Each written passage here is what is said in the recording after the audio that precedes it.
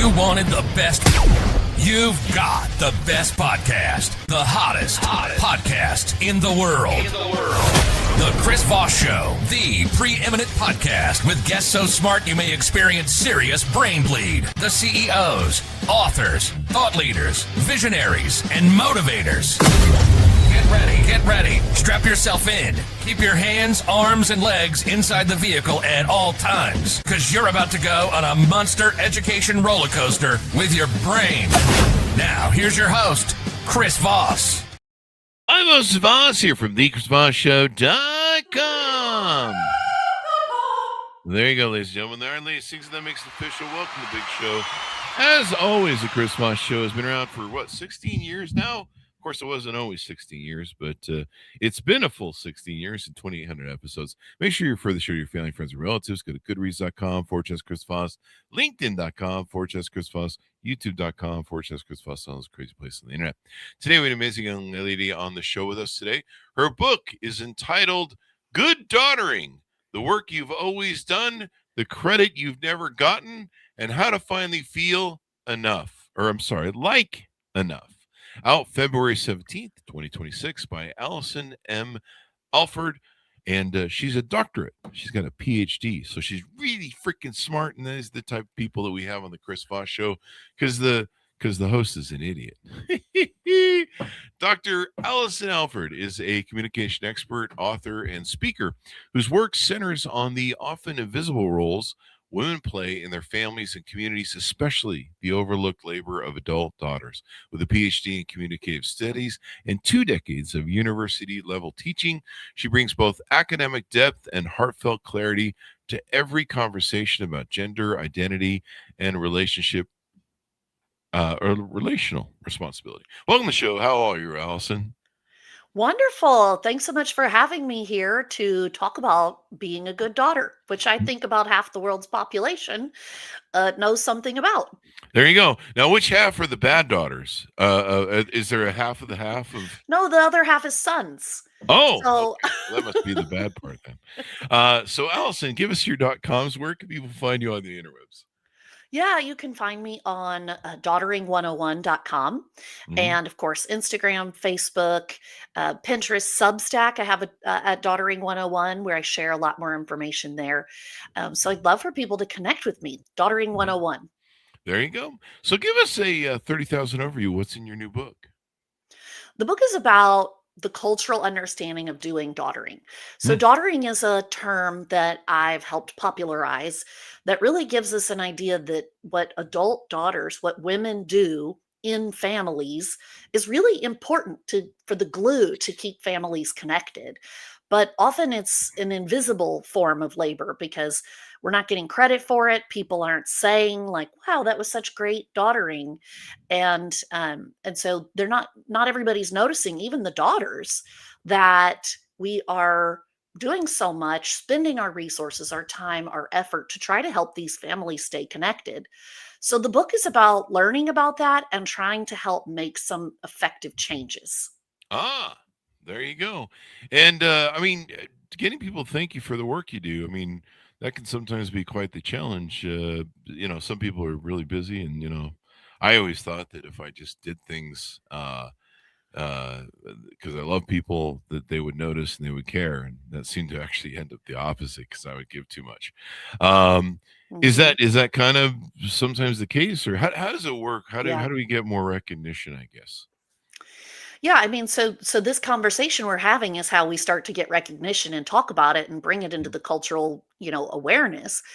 Mhm. When we think about how we talk about families, we know that if I were to talk about parenting, I could say, "Oh, parenting, it's hard, it's complicated, it's time consuming, but also I can like it and be glad about it and it's rewarding for my life."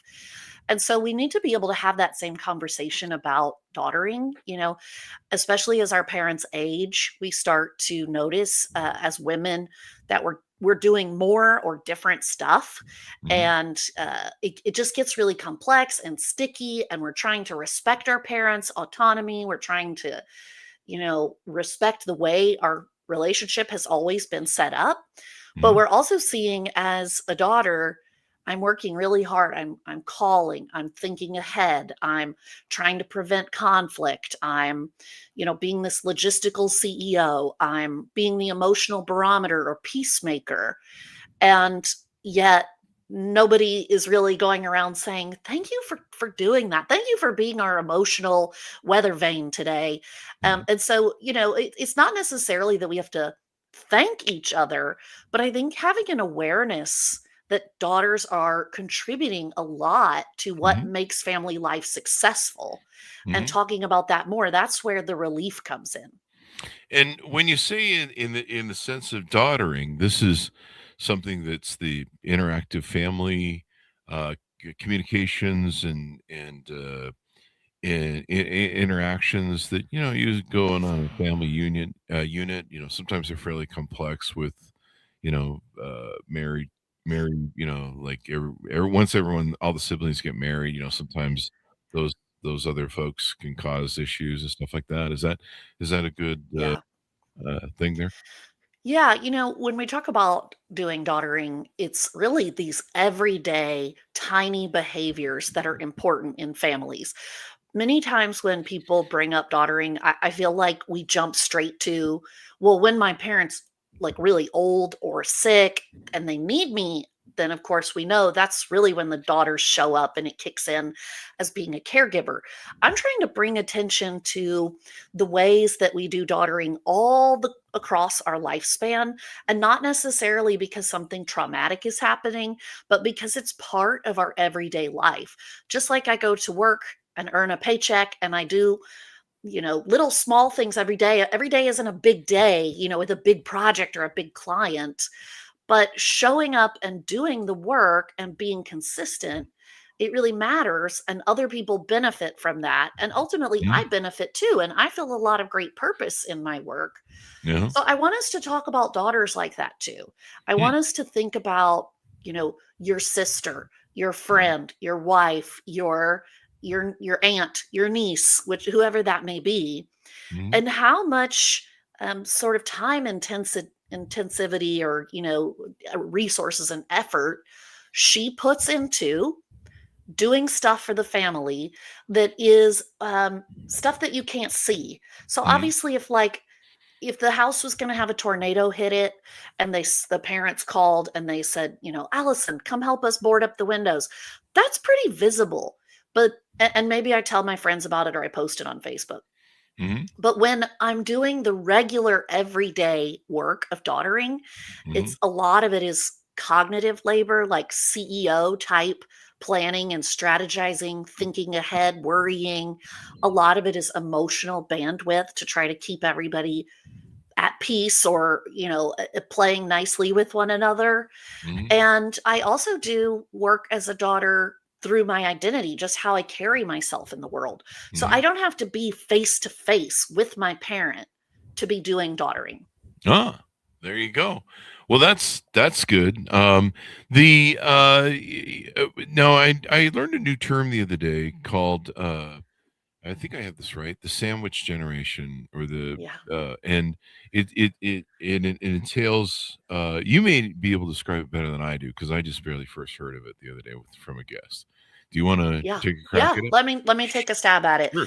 The sandwich generation is a term that's been around for several decades now, but describes particularly when an adult is in midlife and they have kids who need them on the one side, but they also have parents who are starting to need them on the other side in new and different ways. So it feels like you're being sandwiched between these needs and you're trying Mhm. to give everybody what they need while you're also working or trying to maintain a marriage or a relationship, a partnership, be a voter, a community member. And that squeeze can feel really stressful where you're not sure where to put your resources on your Mhm. children or on your parents who are needing you more. Mhm. Yeah. I heard that term for the first time and I was like, wow. And we just have this situation where people are living longer than they've ever lived in their whole lives. Through historically through time with humans. And yeah, I mean, when I first heard the term, I was like, I think someone joked that it was you're making sandwiches for two people. You're making them for the kids and you're making for the adults, and there's a lot of parents that are aging into dementia and issues, so there's a lot of that extra caretaking, so you probably are making sandwiches sometimes. But yeah, that sandwich between generation, and that's a hard road to do. I mean, it's hard enough to raise a family and children, but then you have to deal with parents that are sometimes going into dementia, failing health, or just taking care of them, make sure they have plenty of attention. The biggest thing I see a lot with old people, and what I think we've talked about it on the show, is loneliness and depression, and alienation, because what the world gets busy and they're kind of retired, but they're still people too, Yeah. and they need interaction and socialness, and the one thing someone should talk about this, because I don't think anyone's ever talked about this, but your friends really disappear when you get older. I'm at that age now in my 50s where everybody's just going away around me. Some of my friends, and they're just having a heart attack and keeling over one day, and I'm just like, he was 10 years younger than me. Where am I at? Mhm. And so it's something you need to do, but yeah, maybe someone needs Yeah. to write a book or talk about that more. But as you Luckily, age, you I'm lose that here, discernment. right? Yeah, there you I go. wrote a book. There you But go. you might be surprised to learn that the term sandwich generation was actually coined about 40 years ago. Oh, really? And so, I think terms like that can come and go, right? So maybe that's why you haven't heard of it. But I would venture to guess that a lot of women have heard of it. And part of the conversation that we're having is that there just seem to be different expectations for women versus men in Hmm. society. And that's not to say that men are not showing up for their families or doing a lot, but especially in the United States, we champion men for going out in the world and conquering their career and climbing the ladder of success, as you might think. It's very individual, one rung at a time. And often women are valued for being gatherers who keep people connected, who Mhm. bring us all back together for holidays and traditions and meaning making, and really keep the sort of feeling of family going. and Mhm. and that can be very stressful for women, especially as we think about generational change and shifts happening. Lots of women want to do their career too and Mhm. have beautiful uh you know ideas and vision for where they can go, but there's still largely an expectation on women to do more with childcare, with the house, with their parents. And there are even some women who say, as the eldest daughter, it's even more on them because they've had this lifetime of caring for people in their family. So the book is about bringing awareness to these challenges and giving us the language for talking about it, because for so long we haven't had the language or had these types of great conversations we're having today to describe daughtering, what it is, why it's important, and why we think of women as daughters and their role as daughters. And we don't want to call everything a woman does mothering, right? Oh, Because okay. it's not, everything we do is not mothering. In fact, there are lots of women, more and more, who are not mothers, who are not partnered, who are not married. Oh, okay. And so giving some language to that daughter experience really gives us a picture of the whole humanity and complexity of women. There you go. That was the question I was going to send to you next was, why daughters instead of mothering? And so that explains that. And Yeah, yeah. I Um, could I could go into that more if you want me to talk about sure, it. please do. Please do. Yeah, I think, for a long time we have, and this is kind of cultural as well, is that we tend to use the word mothering and mothers and motherhood, and there's a lot of emphasis on it and how important it is. And I am a mom, so I'm not discounting that. It's very important. Hmm. But I try to remember that as a mom, as a mother, as someone who tries to do well at motherhood, I want to save that for just my children. I don't Oh. mother my husband. And Hmm. I don't want to mother my parents. I Hmm. am their daughter. I'll never be their parent. I can never be 25 years older than them. I'll never have gone through the scenarios or situations or political contexts or newsworthy things that they did, that matter generation to generation. And Hmm. so I really want to bring honor to using the word daughtering, and thinking of the care work that daughters do, but also kind of letting daughters be all kinds of daughters. Hmm. Sometimes I call myself the porcupine daughter Hmm. because I'm the only one who will bring up difficult topics. I'm the only one who will be pushy and be like, no, we all need to do this, guys, get together. So, you could be a variety of kinds of daughter, and it doesn't all have to look sweet and friendly and nice and caring. All of those aspects of daughtering are important to our society. So we have all kinds of people represented. Yeah, yeah. How did this come about? Why did you go on this journey? I don't know if this is part of your PhD study, but I think you've been teaching and speaking and training on it for quite some time.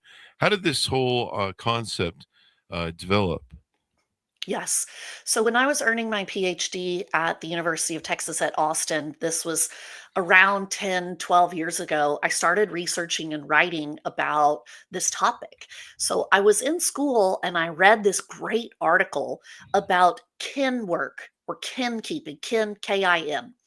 And I realized that this was a topic that I'd never heard of until all of a sudden I was reading kind of an obscure, academic journal article.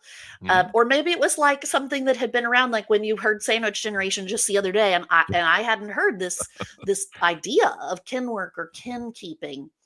And basically, that topic, what it means is the stuff that people do in families to try to tend to the family. So, like Hmm. if you are, going to host a holiday party, let's say you celebrate Christmas and you want to invite your great Aunt Rita. Well, she's a widow.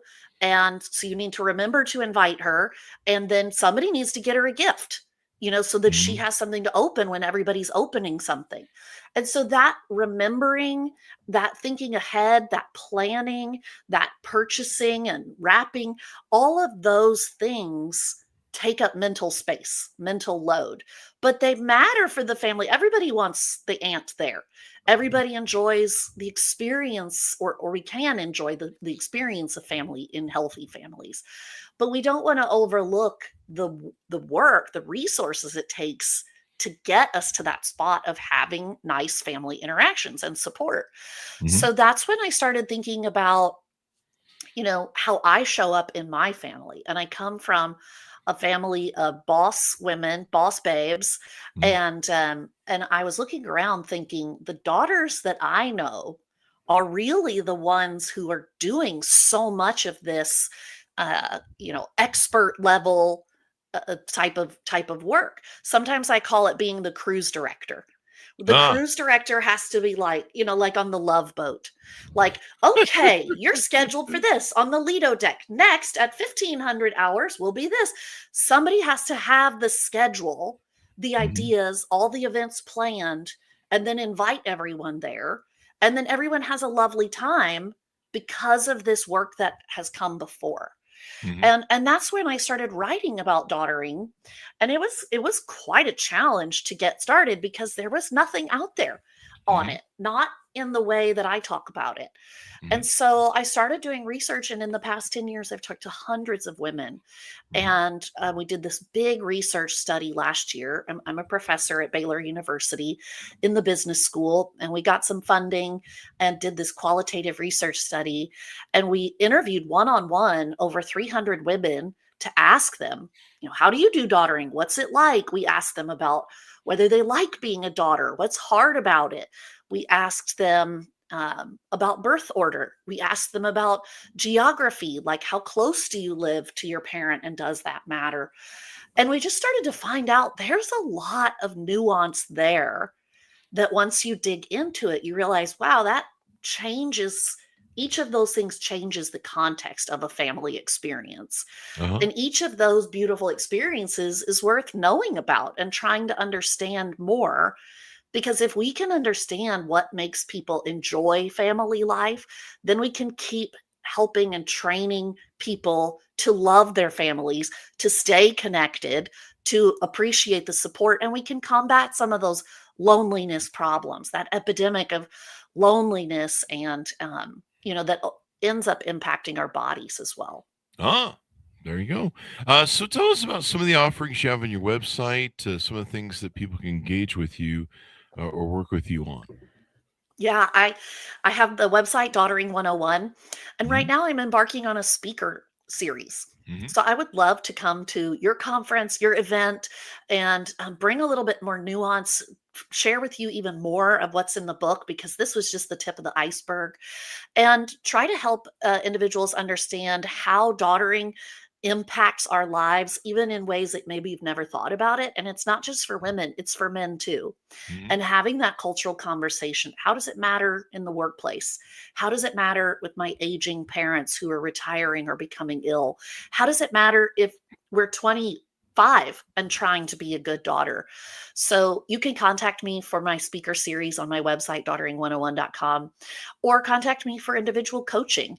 I've been a coach for over 10 years, and I love working with individuals who can share, the nuances of your story with me. And I'm really excited of the events that I have coming up over the next several months, part of my book tour.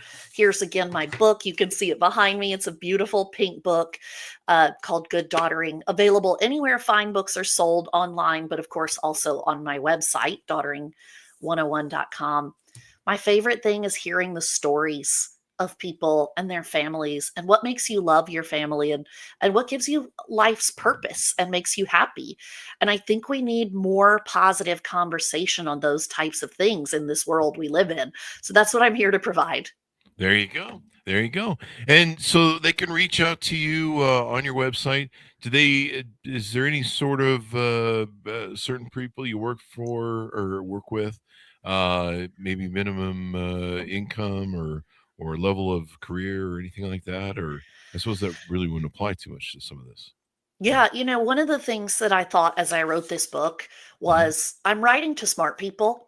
I mean, mhm, I think that daughtering is an elegantly simple concept once you've heard of it. mhm. And if you want to engage with ideas about families, roles, gender, society, expectations, and how we can optimize those things so we can become more efficient in our lives, happier, then it's not just for individuals, it's for workplaces. How can workplaces understand how this type of information will improve their workers' ability and sustainability? And so there's not a specific income level or individual who's right for this. I will say, if you're in a traumatic, toxic, narcissist, drugs, or abusive relationship, this may not be enough for you. There's some other resources for those really difficult relationships. But for those of us, which is the majority, who are not in that really hard place, we're in a kind of a typical normal place I call the messy middle, and we just would like things to be a little bit better. Um, I'm here to help with that. So Mhm. definitely start by getting the book. Each chapter has activities at the end of every chapter that give you an awareness of what is daughtering, how much am I doing, do I want to be doing this, and then how do you change it. There's tips for doing conversations with your family, for having those difficult conversations, setting boundaries, starting new traditions that work for you. And so it's a really active topic, meaning there's a lot of work for us to do all together. And so I'd love for you to reach out to daughtering101.com. There you go. Well, thank you very much, Allison, for coming on the show. We really appreciate it. It's been very insightful, and I've learned some new terms today. I learned more about the sandwiching thing too. That sandwiching Yeah. in the company. My first impression was, well, they're making sandwiches for everybody. I guess both sides. It's kind of like changing diapers. You got to change diapers on both sides now. So you've got that. Excuse me. Bless you. Thank you. As we go out, give people your final pitch to pick up the book, wherever fine books are sold, and your .com. One more last time. Yeah, I'm Dr. Allison Alford of daughtering101.com. And if you pick up this book, which is called Good Daughtering, you will find some of the things that you have known about but not known how to discuss. You will find relief from some of life's everyday consistent issues that you've been facing. And you will find a daughterhood of women who are sharing that with you. So please go pick up the book. There you go. Well, thank you very much, Allison, for coming to the show. We really appreciate it. Appreciate it very much, Chris. Great to be here. Thank you. Thanks for us for tuning in. Order up our book, folks, wherever fine books are sold. Good Daughtering, the work you've always done, the credit you've never gotten, and how to finally feel like enough. Out February 17th, 2026. Can't believe we're still in 2026 and I'm in March now. I'm like, I thought that was next year.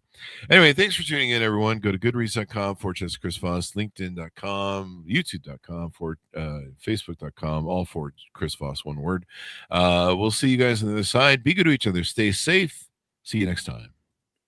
You've been listening to the most amazing, intelligent podcast ever made to improve your brain and your life. Warning, consuming too much of the Chris Voss Show podcast can lead to people thinking you're smarter, younger, and irresistible sexy. Consume in regularly moderated amounts. Consult a doctor for any resulting brain bleed.